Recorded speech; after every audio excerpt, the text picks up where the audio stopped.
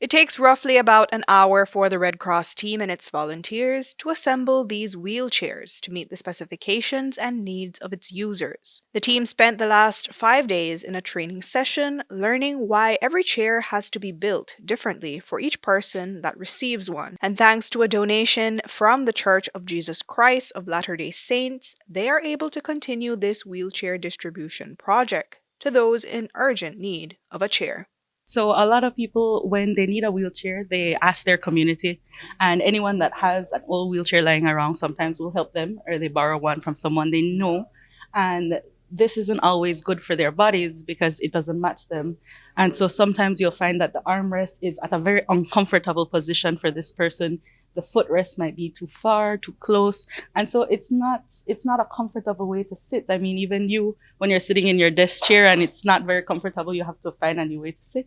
And so our wheelchairs, because they're custom made, the length of your shoulders, where your arm naturally rests, where your feet rest, that's where we build these wheelchairs. And it's so important that we do this assessment so that we could get all of that perfect. So they're custom built to each person. It is not the first time the Red Cross has collaborated with them. They have been donating wheelchairs since 2019.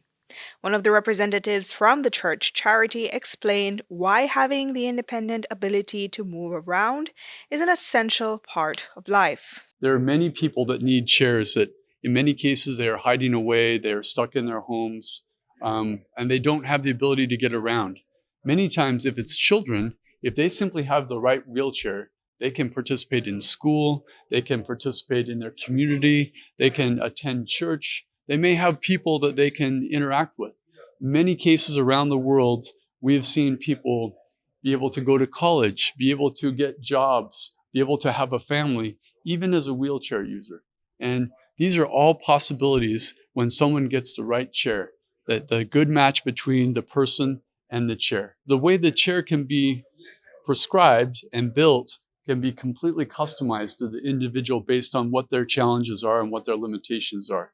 Whether they've had a stroke or they've had a spinal cord injury or they're frail or elderly, or sometimes like this woman that we just interviewed, have another unique orthopedic diagnosis. So many, many different things. And we don't teach them, they are not medical doctors, but they are very good at assessing who is appropriate for what chair. But before they can determine who is in need of a chair and can also operate it to the fullest of their ability, there are some criteria that the recipients have to meet. Do have some criteria to be eligible for a wheelchair. They have to be able to sit at a 90-degree angle. And what that means is sit up independently without any back supports. They must not have any recent bed sores, or if they had one, it has to be dry. They have to have bladder and bowel control movements. And we have another round of assessments that we do to see if they're qualified for the chair. And the reason why we do this is because all wheelchairs are different, just like all shoes are different. And if you require something special and we don't have it, we could cause more harm than good if we give you the wrong wheelchair. So it's very important that the assessment process that we go through, we have to see the person, we have to make sure that they pass all of the eligibility, and then we provide them with a custom-made wheelchair. So once the chair is set up and the wheels are spinning, it's time for the user to learn how to maneuver it. Thankfully for 81-year-old Miss Betty, it took a few tries, but after a few minutes, she was rolling and reversing with ease. Of course, with the help of a Red Cross volunteer. Oh, I've been needing one for a long time. I am so grateful to be here, so grateful, so thankful to be here getting this wheelchair. It really means a lot to me. I had an old wheelchair, very old, and it was breaking apart. It was breaking apart. I am in this wheelchair about 2 years now.